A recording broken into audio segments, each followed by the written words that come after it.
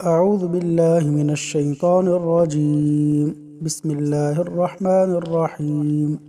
پوری زندگی آفت سے نجات کا وظیفہ۔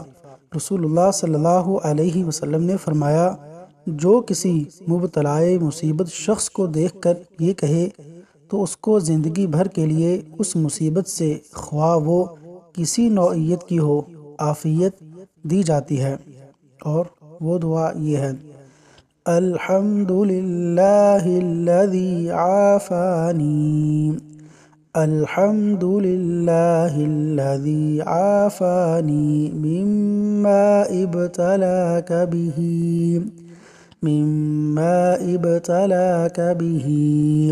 وفضلنی علی کثیر ممن خلق تفضیلا، وفضلني على كثير ممن خلق تفضيلا۔